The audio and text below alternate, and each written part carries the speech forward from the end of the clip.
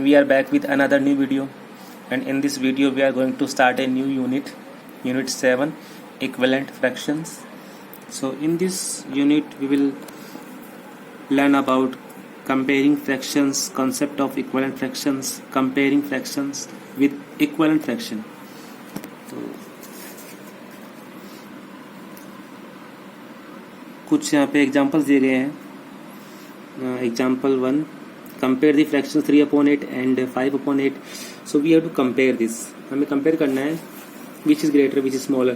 So 3/8 इसका मतलब क्या होता है कि there are 8 equal parts and 3 parts have been taken. 8 total parts में से 3 लिए गए हैं और 5/8 का मतलब होता है कि यहाँ भी total equal parts 8 ही हैं, उनमें से 5 लिए गए हैं. So 3/8 and 5/8 which is greater? Obviously 5/8 is greater. Both are proper fraction, दोनों ही प्रॉपर फ्रैक्शन है, और जिस प्रॉपर फ्रैक्शन का न्यूमरेटर बड़ा होता है वही फ्रैक्शन ग्रेटर होता है. ओके, एक बार फिर से सुन लेना. जिस प्रॉपर फ्रैक्शन में जिसका न्यूमरेटर बड़ा होता है वही फ्रैक्शन ग्रेटर होता है. Okay, now concept of equivalent fraction. So यहाँ पे एक कॉन्सेप्ट दिया गया है. Equivalent fractions are those fractions which are equal to each other. Equivalent fraction वो होते हैं जो एक दूसरे के इक्वल होते हैं. When simplified, now we will understand this concept with the help of a figure. So 1/2 का मतलब होता है कि there are 2 equal parts and one has been taken. दो में से एक को लिया गया है. यहाँ 2/4 का मतलब होता है कि 4 इक्वल पार्ट में से 2 पार्ट्स लिए गए हैं. ओके, समझ गए होंगे आप लोग. तो 2/4 का मतलब भी हाफ होता है कि 4 में से 2 लिए गए. 3/6 का मतलब भी हाफ ही होता है. कैसे? 6 में से 3 लिए गए. 4/8 का मतलब भी हाफ ही होता है और 5/10 का मतलब भी हाफ ही होता है. इसका मतलब ये सभी इक्विवेलेंट फ्रैक्शंस हैं. Okay, the fraction 1/2, 2/4, 3/6, 4/8, 5/10, these are equivalent fractions because the portions 1/2, 2/4, 3/6, 4/8, 5/10 are equal to each other. ये दूसरे के इक्वल ही हैं. Okay, जैसा कि इस फिगर को देख के हमें समझ में आ रहा है 1/2, 2/4 ये सभी हाफ है, अपने आप में हाफ ही है. Okay, show that example 3 show that 1/3, 1/6, 1/9 are equivalent fraction by figures. figures हमें देखना है कि equivalent है या नहीं है. तो 1/3 3 में से 1 काट लिया गया है. 2/6 6 में से 2 पार्ट्स लिया गया है. एंड 3/9 9 इक्वल पार्ट्स में से 3 पार्ट्स लिए गए हैं. तो ये भी इक्वलेंट ही है. देख रहे हो ना, इन 3 में से 1 पार्ट लिया गया, इन 3 में से 1 पार्ट लिया गया, इन 3 में से 1 पार्ट लिया गया, इस 3 में से 1 पार्ट लिया गया, इस 3 में से 1 पार्ट लिया गया. तो ये भी इक्विवेलेंट है. Okay,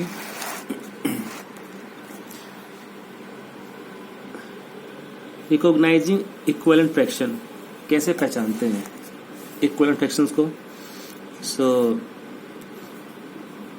we can recognise equivalent fraction by divide the same numbers of to the numerator and denominator. हाँ, अगर हमें equivalent fraction फाइंड करना है तो हम उस फ्रैक्शन के न्यूमरेटर एंड डिनोमिनेटर को सेम नंबर से डिवाइड कर देंगे.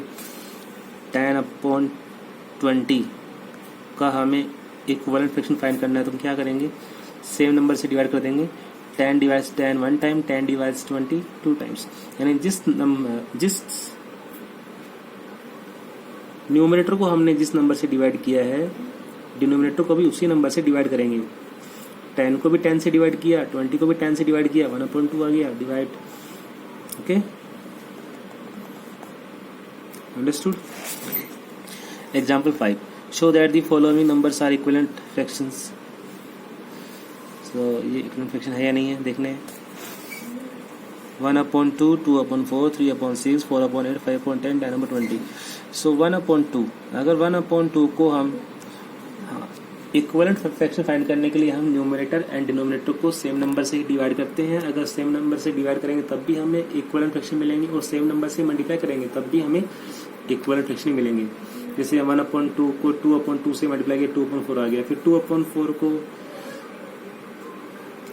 मल्टीप्लाई कर लेंगे आगे चल के। 1/2 को 3/3 से मल्टीप्लाई किया तो 3/6 आ गया। 1/2 को 4/4 से मल्टीप्लाई किया 4/8 आ गया। 1/2 को 5/5 से मल्टीप्लाई किया 5/10 आ गया। 1/2 को 10/10 से मल्टीप्लाई किया 10/20 आ गया।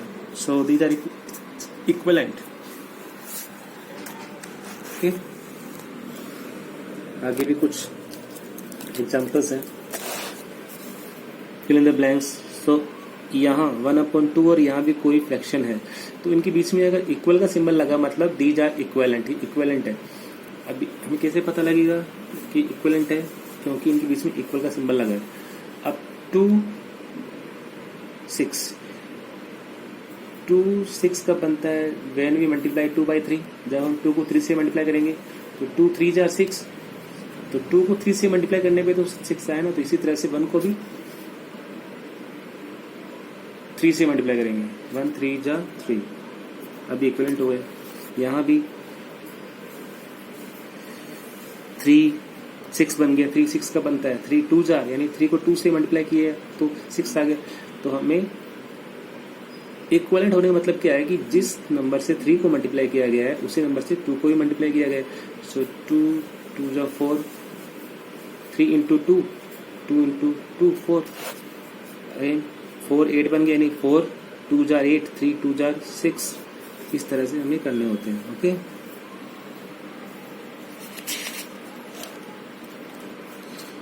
और यहाँ देखना है question number example number 7, 1/2 and 3/4 are equivalent fractions or not.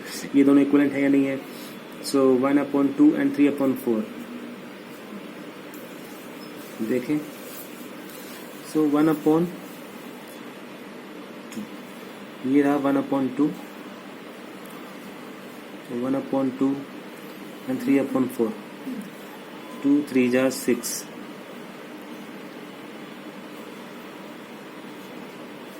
And 4 into 1। क्या करेंगे इनके न्यूमरेटर, यानी अगर हमें कोई दो फ्रैक्शन दे दिए और हमसे पूछा है कि ये इक्विवेलेंट है या नहीं है, तो हम इस फ्रैक्शन के न्यूमरेटर को इस फ्रैक्शन के डिनोमिनेटर से मल्टीप्लाई कर देंगे और इस फ्रैक्शन के डिनोमिनेटर को इस फ्रैक्शन के न्यूमरेटर से मल्टीप्लाई कर देंगे। अगर सेम नंबर आ रहे हैं तो वो इक्विवेलेंट है, अदरवाइज नहीं है। तो यहाँ देखो हमने मल्टीप्लाई किया 4 1 इंटू 4 4 होता है, 2 इंटू 3 6 होता है, तो 4 और 6 तो इक्वल नहीं है। तो क्या लिखेंगे? Hence 1/2 and 3/4 are not equivalent fractions. Now example 9, form the equivalent fraction of 1/2 using multiplication operation. Form the equivalent, तो हमें कुछ इक्विवेलेंट फ्रैक्शन फाइंड करने 1/2 के। तो 1/2 के इक्विवेलेंट फ्रैक्शन फाइंड करने के लिए हम 1/2 जो फ्रैक्शन है, फ्रैक्शन इसमें 1 एंड 2, इसके न्यूमरेटर एंड डिनोमिनेटर को सेम नंबर से मल्टीप्लाई करेंगे। उसके बाद हमें मिलते रहेंगे इसके equivalent fraction. So 1/2 equal to 1/2, 2/2 से मल्टीप्लाई कर दिया 2/4। अब हमें एक इक्विवेलेंट फ्रैक्शन मिल गया और फाइंड करेंगे 1/2 इक्वल टू 3/3, 1 3 जा 2 3 जा 3/6, 2 मिल गए। अब 1/2 का थर्ड इक्विवेलेंट फ्रैक्शन फाइंड करेंगे, 2/2 से मल्टीप्लाई कर दिया, 3/3 से मल्टीप्लाई कर दिया। Now we will multiply by 4/4, so 1 4 जार 8, 2 4 जार 8, 4/8। Now we will multiply by 5/5, so 1 5 जार 5, 2 5 जार 10, 4। So 2/4, 3/6, 4/8, 5/10, etc. are the equivalent fraction of 1/2. I hope you are understanding very well. तो मल्टीप्लाई करने से इस तरह से मिलते हैं इक्विवेलेंट फ्रैक्शन। अब डिवाइड करने से ही मिलते हैं। Example 11, form the equivalent fraction of 6/9 using equivalent fraction. So 6/9 हमें डिवाइड करके 6/9 का इक्विवेलेंट फ्रैक्शन फाइंड करना है। तो 6/9 को हम किस नंबर से डिवाइड कर सकते हैं? ऐसा नंबर जो 6 को भी डिवाइड करे और 9 को भी करे। Yes, 3 can divide 6 and 3 can divide 9। 3 divide 6 2 times and 3 divides 9 3 times. 2/3 2/3 इसका इक्वलेंट फ्रैक्शन है किसका? 6/9 का। ओके, और we can say that 2/3 is the simplest form of 6/9। 2/3 6/9 का सिंपलेस्ट फॉर्म भी है और 2/3 6/9 का इक्विवेलेंट फ्रैक्शन भी है। तो हमने देखा कि मल्टीप्लाई करके सेम नंबर से न्यूमरेटर एंड डिनोमिनेटर को सेम नंबर से मल्टीप्लाई करने के बाद में हमें उस फ्रैक्शन का इक्विवेलेंट फ्रैक्शन मिलता है, और न्यूमरेटर एंड डिनोमिनेटर को सेम नंबर से डिवाइड करके भी हमें उस फ्रैक्शन का इक्विवेलेंट फ्रैक्शन मिलता है। Okay, now let's start the exercise 7। It's a very interesting exercise.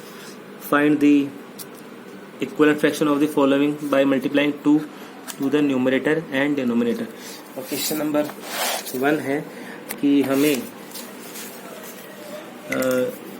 क्या करना है, जो फ्रैक्शन है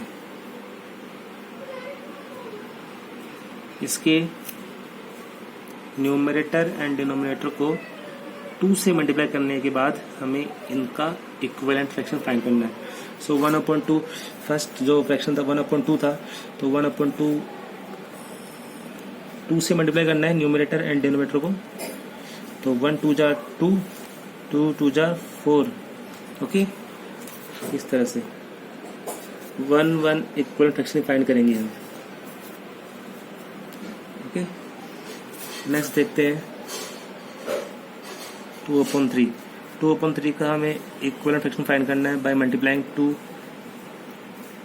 2 जा 4, 3 2 जा 6। ओके, इस तरह से आप लोगों को क्वेश्चन नंबर 1 सॉल्व करना है। Now question number 2, right the answer by identifying whether each fraction below equivalent और नॉट। तो हमें फाइंड करना है कि क्या ये फ्रैक्शन इक्विवेलेंट है या नहीं है। तो एक क्वेश्चन हम सॉल्व करते हैं। हाँ, सेकेंड का 3/8 and 6/8 and we have to find are these equivalent or not, equivalent है या नहीं है। तो क्या करेंगे हम क्या करेंगे 3/4 इस फ्रैक्शन में से इस फ्रैक्शन के न्यूमरेटर को इस फ्रैक्शन के डिनोमिनेटर से मल्टीप्लाई कर देंगे। 3 8 जा 24। इस फ्रैक्शन के डिनोमिनेटर को इस फ्रैक्शन के न्यूमरेटर से मल्टीप्लाई कर देंगे। तो यस, इनका जो क्रॉस मल्टीप्लिकेशन हमने किया है वो इक्वल आ रहा है। तो क्या करेंगे,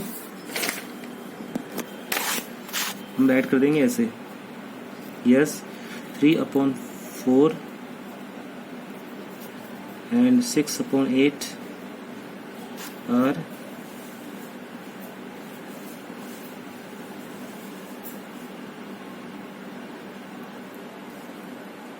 equivalent fraction.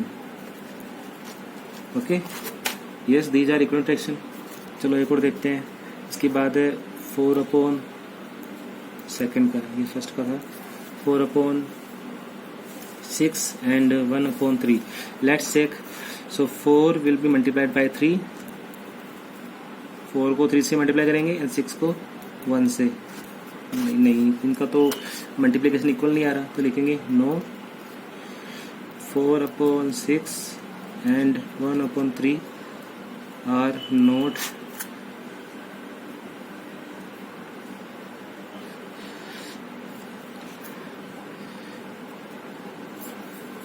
equivalent fractions।